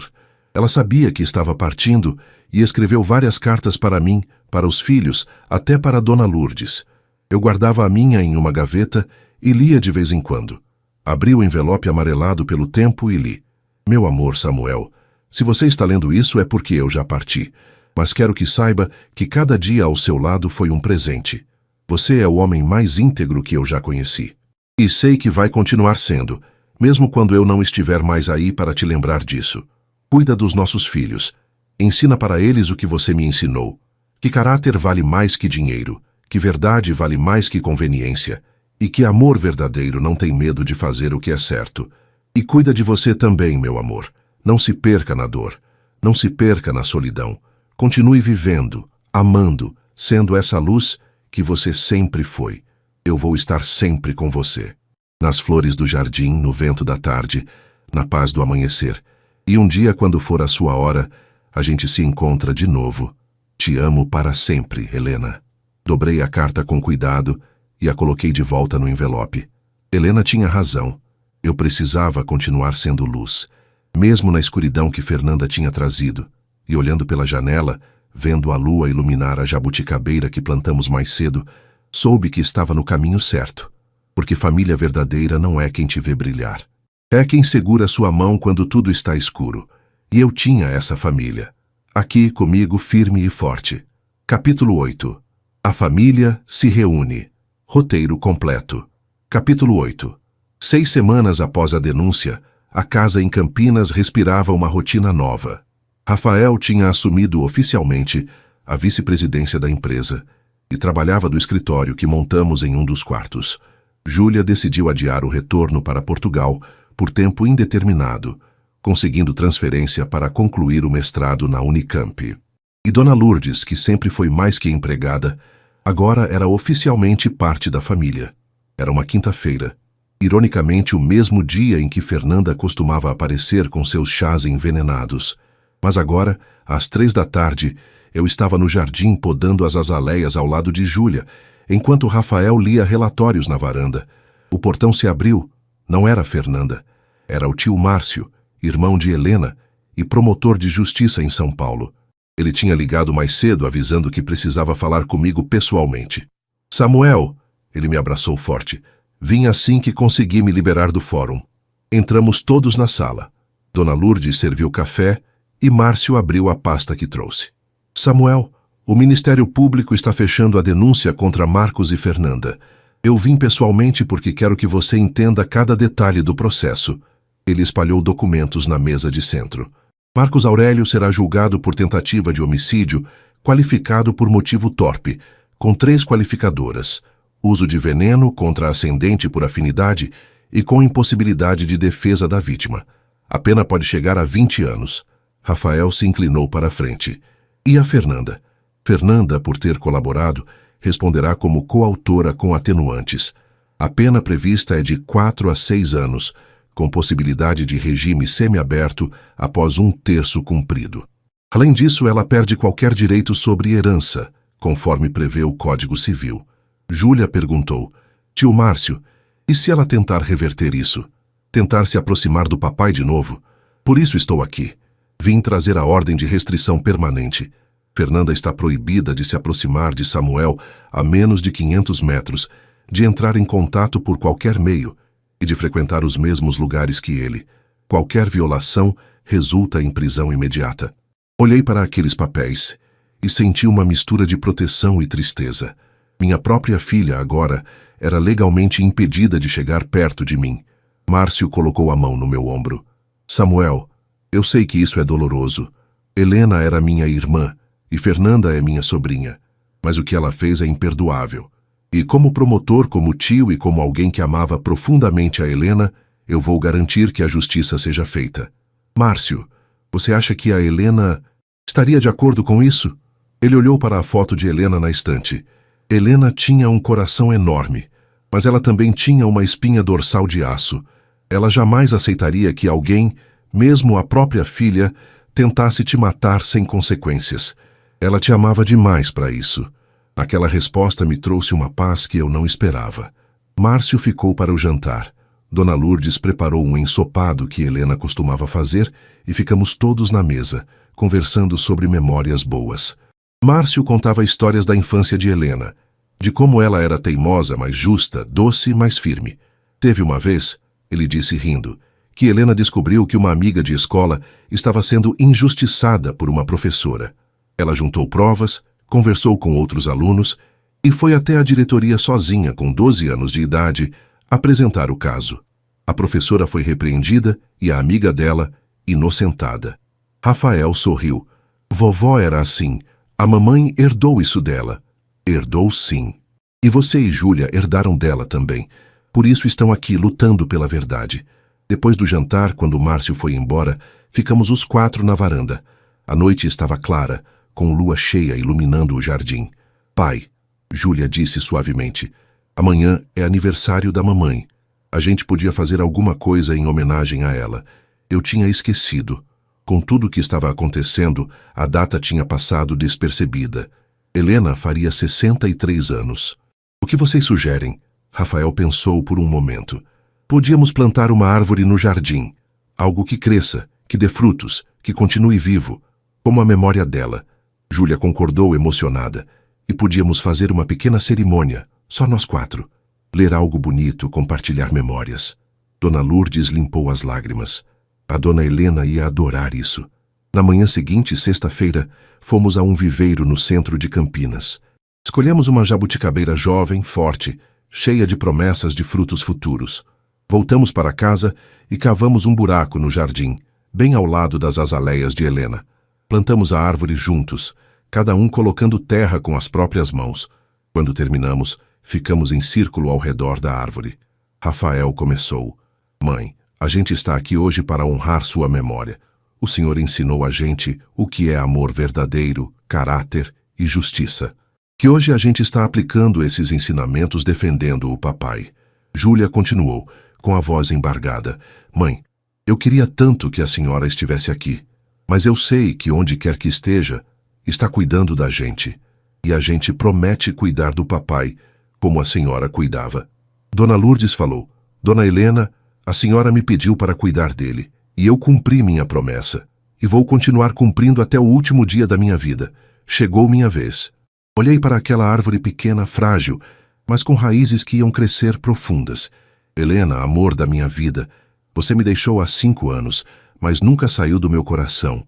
Hoje eu estou passando pela provação mais difícil da minha vida. Nossa filha tentou me matar, e você sabe como isso dói. Mas você também me ensinou que amar não é ser fraco, é ter coragem para fazer o que é certo, mesmo quando dói. Então é isso que eu estou fazendo, pelos ensinamentos que você me deixou, pelo amor que você plantou nessa família, e pela certeza de que lá onde você está orgulhosa de mim. Ficamos em silêncio por alguns minutos, apenas ouvindo o vento nas folhas das árvores ao redor. Júlia foi a primeira a falar. Sabe o que eu acho mais bonito nisso tudo, pai? É que mesmo depois de tanta dor a gente ainda é uma família, pequena, mas forte. Rafael completou. A Fernanda escolheu sair dessa família quando fez o que fez, mas nós 4, nós escolhemos ficar. E isso conta mais. Dona Lourdes abraçou os 2. Vocês são a prova de que o amor da Dona Helena continua vivo, na integridade de vocês, na coragem, na lealdade. Passamos o resto do dia juntos, almoçamos o prato favorito de Helena, ouvimos as músicas que ela gostava, folheamos álbuns de fotos antigas. Era um dia de celebração, não de luto. À tarde, o telefone de casa tocou. Era Dr. Gustavo. Senhor Samuel, tenho uma notícia. Marcos tentou fazer um acordo de delação também, oferecendo informações sobre outros crimes que cometeu, mas o juiz negou. Disse que ele não tem credibilidade e que as provas contra ele já são suficientes. Então ele vai a julgamento sem nenhuma atenuante? Exatamente. E tem mais. A defesa dele entrou com pedido de liberdade provisória, mas foi negado novamente. O juiz considerou que ele representa risco à sociedade e risco de fuga. Quando é o julgamento? 3 meses. Vai ser rápido, porque ele vai ser julgado pelo tribunal do júri. 7 pessoas comuns vão decidir o destino dele. E eu vou ter que estar lá? Sim, você é a vítima. Seu depoimento é crucial. Desliguei e contei para Rafael e Júlia. Ambos se entreolharam. Pai, a gente vai com o Senhor, Júlia disse. Não vai passar por isso sozinho. Rafael concordou. E eu vou falar com o Dr. Gustavo. Quero entender cada detalhe do processo para a gente estar preparado. Naquela noite, antes de dormir, sentei na cama e peguei uma carta que Helena tinha me deixado antes de morrer. Ela sabia que estava partindo e escreveu várias cartas para mim, para os filhos, até para Dona Lourdes. Eu guardava a minha em uma gaveta e lia de vez em quando. Abri o envelope amarelado pelo tempo e li. Meu amor, Samuel, se você está lendo isso, é porque eu já parti. Mas quero que saiba que cada dia ao seu lado foi um presente. Você é o homem mais íntegro que eu já conheci. E sei que vai continuar sendo, mesmo quando eu não estiver mais aí para te lembrar disso. Cuida dos nossos filhos. Ensina para eles o que você me ensinou. Que caráter vale mais que dinheiro, que verdade vale mais que conveniência e que amor verdadeiro não tem medo de fazer o que é certo. E cuida de você também, meu amor. Não se perca na dor, não se perca na solidão. Continue vivendo, amando, sendo essa luz que você sempre foi. Eu vou estar sempre com você. Nas flores do jardim, no vento da tarde, na paz do amanhecer. E um dia, quando for a sua hora, a gente se encontra de novo. Te amo para sempre, Helena. Dobrei a carta com cuidado e a coloquei de volta no envelope. Helena tinha razão. Eu precisava continuar sendo luz, mesmo na escuridão que Fernanda tinha trazido, e olhando pela janela, vendo a lua iluminar a jabuticabeira que plantamos mais cedo, soube que estava no caminho certo. Porque família verdadeira não é quem te vê brilhar. É quem segura sua mão quando tudo está escuro. E eu tinha essa família. Aqui, comigo, firme e forte. Fim do capítulo 8. Capítulo 9. Justiça sem piedade. Roteiro completo. Capítulo 9. Os 3 meses até o julgamento passaram em uma rotina estranha de normalidade forçada. Voltei a trabalhar algumas horas por dia, sempre com Rafael ao lado. Júlia continuava seus estudos na Unicamp e vinha almoçar em casa todos os dias. Dona Lourdes mantinha a casa funcionando como um relógio. Mas no fundo todos nós sabíamos. Estávamos esperando. Esperando o dia em que olharíamos nos olhos de quem tentou me matar e diríamos, na frente da justiça, toda a verdade. Uma semana antes do julgamento, Dr. Gustavo nos chamou para uma reunião preparatória em seu escritório. Sr. Samuel, Rafael, Júlia, vou ser direto com vocês. Julgamentos de júri são imprevisíveis. 7 pessoas comuns vão ouvir os fatos e decidir. Por isso precisamos estar impecáveis. Ele abriu uma pasta grossa. Samuel, você vai depor como vítima. O promotor vai te fazer perguntas para estabelecer os fatos. A defesa do Marcos vai tentar descredibilizar você, possivelmente alegando que você estava senil, confuso, que imaginou coisas. Mas temos os laudos médicos, Rafael interveio. Sim, e isso é nossa maior arma. Mas eles vão tentar argumentar que os laudos não provam que foi o Marcos quem colocou o veneno. Vão jogar a culpa toda na Fernanda. Júlia ficou indignada. Mas foi ele quem planejou tudo. E é isso que vamos provar. Temos as mensagens, os áudios, os extratos bancários, mas precisamos apresentar isso de forma clara e emocional para o júri. Dr. Gustavo me olhou sério. Samuel, quando você subir naquele banco de testemunhas, não esconda a emoção. O júri precisa ver sua dor, sua dignidade, sua humanidade, mas também precisa ver sua firmeza. Você não está ali como vítima fraca. Está ali como homem que exige justiça. Passei aquela semana ensaiando mentalmente meu depoimento. À noite, Rafael e Júlia faziam perguntas simuladas para me preparar. Dona Lourdes ficava sentada no sofá, apenas observando, como uma torcida silenciosa. Na véspera do julgamento, não consegui dormir. Fiquei na varanda olhando o jardim, a jabuticabeira que plantamos já com pequenos brotos novos. Pensei em Helena. Pensei em como a vida tinha me levado até ali. Rafael apareceu de madrugada, também sem conseguir dormir. Pai, amanhã vai ser difícil. Eu sei, filho, mas a gente está pronto, e a verdade vai vencer. Ele tinha a mesma determinação da mãe. O dia amanheceu nublado em Campinas. Vestimos roupas formais. Eu de terno cinza, Rafael de terno azul marinho, Júlia com um vestido discreto. Dona Lourdes fez questão de nos acompanhar, mesmo sendo apenas espectadora. Chegamos ao Fórum de Campinas às 8 da manhã. Havia repórteres na porta.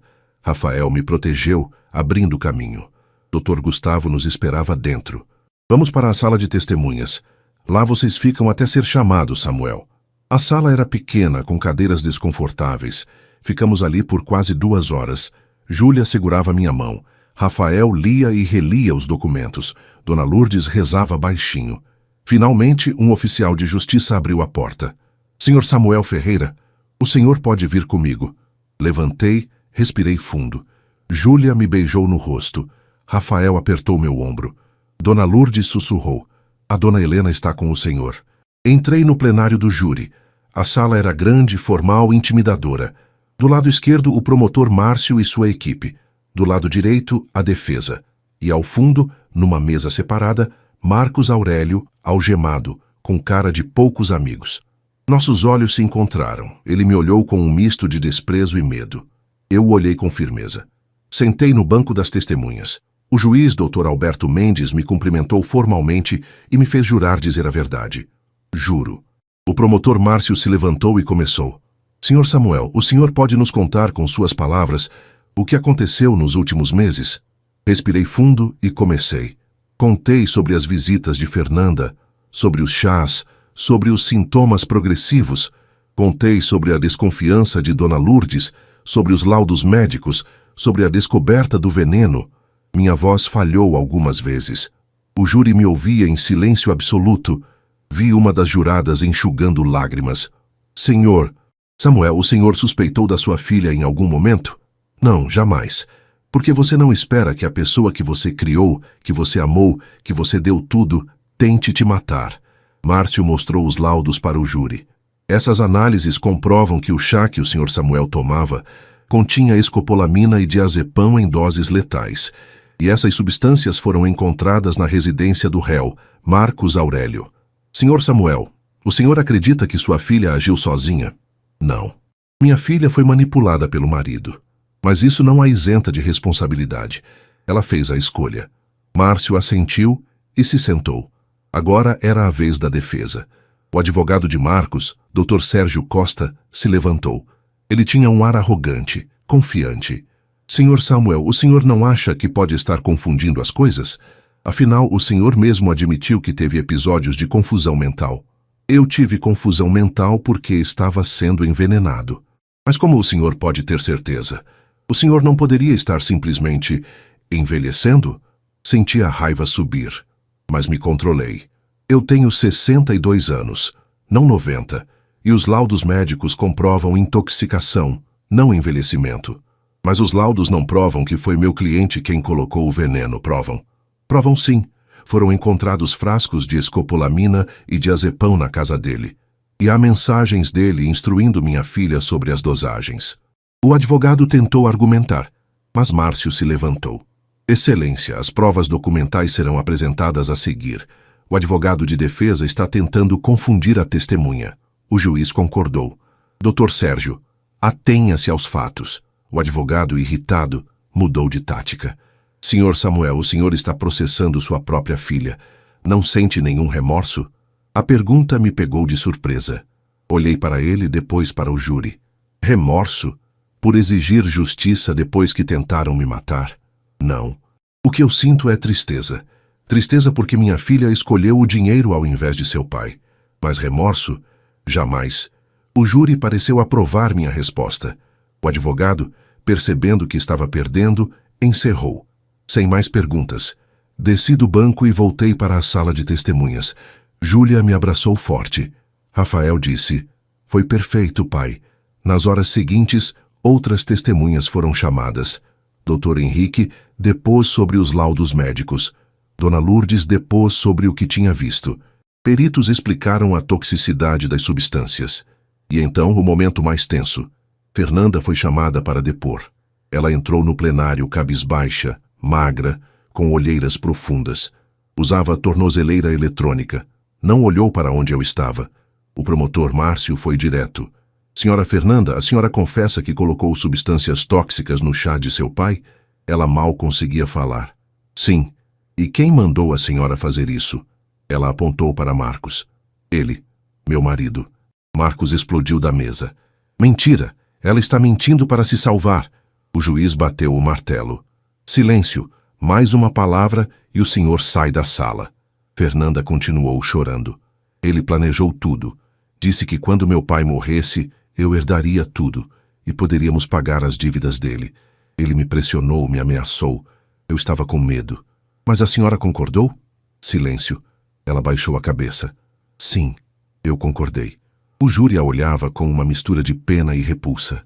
Quando Fernanda terminou, foi a vez de Marcos depor. Ele negou tudo, disse que era inocente, que Fernanda tinha inventado tudo, mas as provas eram esmagadoras. Após todos os depoimentos, o juiz deu a palavra final para o promotor e para a defesa. Márcio fez um discurso poderoso. Senhores jurados, este não é um caso comum. Este é um caso de traição familiar da pior espécie. Um homem íntegro, que construiu uma vida honesta, foi envenenado lentamente pela própria filha e pelo genro, por pura ganância. As provas são claras, os laudos são indiscutíveis. Marcos Aurélio planejou friamente a morte de Samuel Ferreira e merece a pena máxima que a lei permite. O júri se retirou para deliberar. Ficamos esperando por 3 horas intermináveis. Rafael andava de um lado para o outro. Júlia rezava. Dona Lourdes segurava minha mão. Finalmente, o júri voltou. O porta-voz se levantou. Nós, jurados por unanimidade, consideramos o réu Marcos Aurélio culpado de tentativa de homicídio qualificado. A sala explodiu em murmúrios. Marcos ficou pálido. O juiz bateu o martelo e anunciou: Marcos Aurélio, você é condenado a 12 anos de reclusão em regime fechado. Fernanda Ferreira, por colaboração com a justiça, é condenada a 4 anos em regime semiaberto.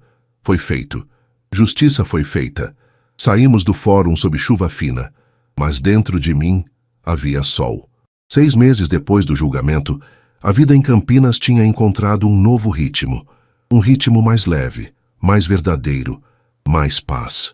Era uma manhã de sábado, e o sol entrava pela janela do meu quarto com aquela luz dourada que Helena tanto amava. Levantei cedo, como sempre faço, e fui até o jardim. A jabuticabeira que plantamos em homenagem a ela já estava maior, mais forte, com pequenos frutos começando a aparecer. Dona Lourdes já estava na cozinha preparando o café. O cheiro de pão caseiro enchia a casa. Bom dia, seu Samuel, dormiu bem? Dormi, Lourdes. Pela primeira vez em muito tempo, dormi sem pesadelos. Ela sorriu, aquele sorriso maternal que se tornou minha âncora. Rafael desceu logo em seguida, já de camisa social. Tinha uma reunião importante na empresa pela manhã.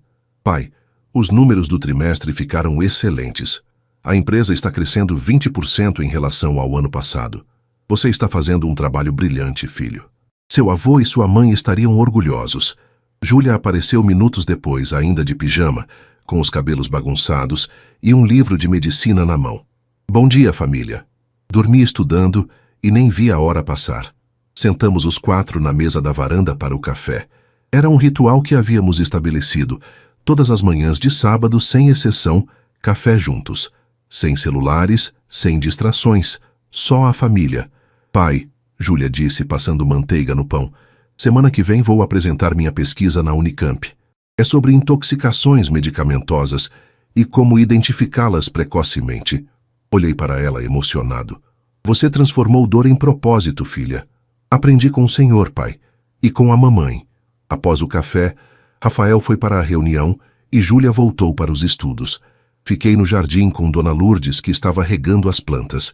Lourdes, preciso te falar uma coisa. Ela parou e me olhou preocupada. Aconteceu algo, seu Samuel? Não, nada de ruim. Na verdade, é algo bom. Eu estive conversando com meu advogado e com o Rafael. Quero oficializar você como herdeira parcial dos meus bens. Ela largou o regador, atônita. Seu Samuel, eu não preciso disso. Eu sei que não precisa. Mas você merece. Você salvou minha vida, Lourdes. Literalmente. E mais do que isso, você sempre foi família. Está na hora de isso ser reconhecido legalmente. Ela começou a chorar, e eu a abracei. A dona Helena ia querer isso. Eu sei que ia. Eu também sei, Lourdes. Por isso estou fazendo. Naquela tarde recebi uma ligação inesperada. Era Dr. Gustavo. Senhor Samuel, tenho uma notícia. Marcos Aurélio foi transferido para o presídio de segurança máxima em Tremembé. Ele tentou subornar um guarda para conseguir um celular e foi pego. Perdeu todos os benefícios e está em regime disciplinar diferenciado. E a Fernanda? Fernanda está cumprindo pena em regime semiaberto. Trabalha em uma biblioteca pública durante o dia e volta para a unidade prisional à noite. Pelo que sei, tem tido bom comportamento. Ela tentou entrar em contato? Não, ela está respeitando a ordem de restrição. Mas o advogado dela me perguntou se no futuro você consideraria receber uma carta dela.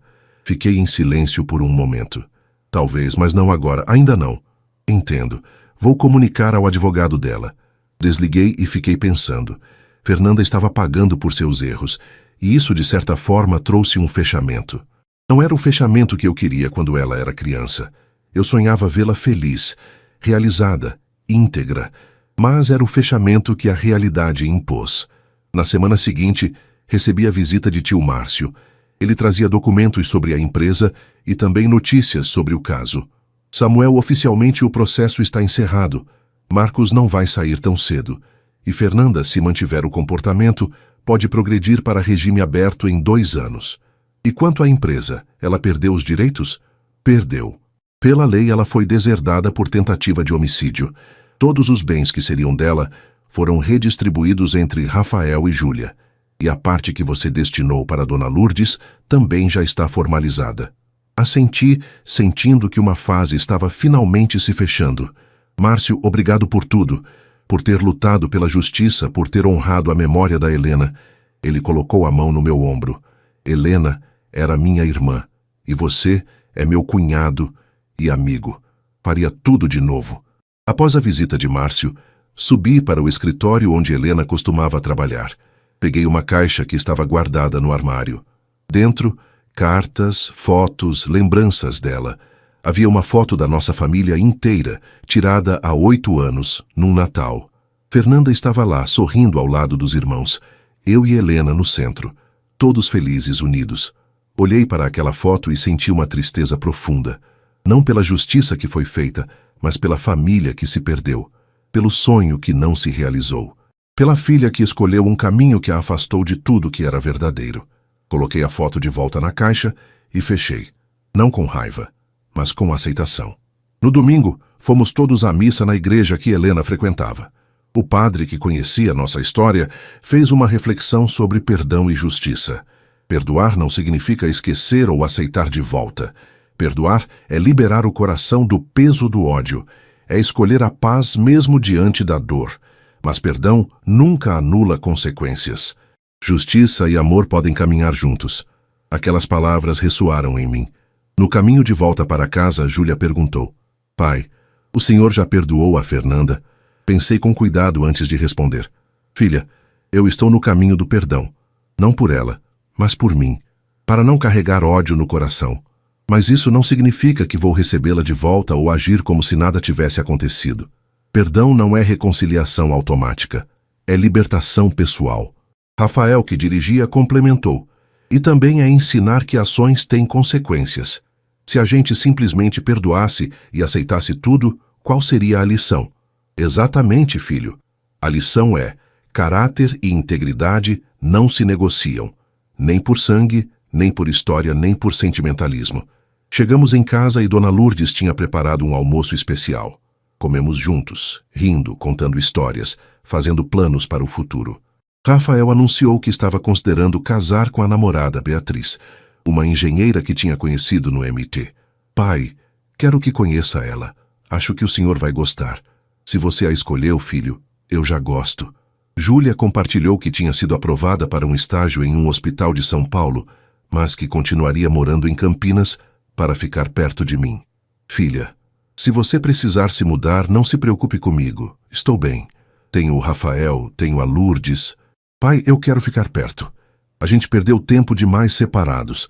Agora eu quero aproveitar cada momento. Aquela tarde, sentado na varanda com uma xícara de café preparada por Dona Lourdes, agora eu voltava a tomar café e chá sem medo. Refleti sobre tudo o que tinha acontecido. Tinha sido envenenado pela própria filha. Tinha enfrentado a morte de forma lenta e silenciosa. Tinha descoberto traição, onde esperava amor. Tinha visto minha família desmoronar. Mas também tinha descoberto lealdade em quem menos esperava. Tinha visto coragem em Dona Lourdes. Tinha recebido amor incondicional de Rafael e Júlia. Tinha encontrado justiça no sistema legal. E tinha reencontrado a paz. Olhei para o jardim, para a jabuticabeira crescendo forte, para as azaleias de Helena em plena floração, para o ipê amarelo que começava a soltar suas flores. Vida, renovação, recomeço. Peguei meu celular e gravei uma mensagem de voz para os meus filhos. Rafael, Júlia, só queria que vocês soubessem que sou o pai mais orgulhoso do mundo. Vocês poderiam ter virado as costas quando tudo ficou difícil. Mas ficaram, lutaram, me defenderam. Isso é caráter. Isso é família. E é a maior herança que a mãe de vocês e eu poderíamos ter deixado. Obrigado por serem quem são. Amo vocês. Enviei a mensagem e fechei os olhos, sentindo o vento suave da tarde. Dona Lourdes apareceu com um chau. Está esfriando, seu Samuel. Põe isso nos ombros. Obrigado, Lourdes, por tudo. Não só pelo chau, mas por tudo. Ela sorriu e sentou ao meu lado. A dona Helena está em paz, seu Samuel, tenho certeza. Eu também acho, Lourdes, eu também acho. Ficamos ali em silêncio, apenas observando o jardim, ouvindo os pássaros, sentindo a vida continuar. Porque a vida continua. Mesmo depois da traição, mesmo depois da dor, mesmo depois da perda, a vida continua. E com ela, a possibilidade de recomeçar, de plantar novas sementes, de colher novos frutos, de construir nova felicidade. Aprendi muitas lições nessa jornada dolorosa. Aprendi que família verdadeira não é quem compartilha sangue, mas quem compartilha lealdade. Aprendi que bondade não é ingenuidade e que proteger sua dignidade é um ato de amor próprio. Aprendi que justiça, quando feita corretamente, traz paz. Aprendi que perdão não significa aceitar de volta, mas liberar o coração do ódio. E, acima de tudo, aprendi que caráter não se negocia, nunca, por nada, por ninguém. Enquanto o sol começava a se pôr sobre Campinas, pintando o céu de laranja e rosa, olhei para aquele jardim que Helena tanto amava e sussurrei. Conseguimos, amor. A justiça foi feita.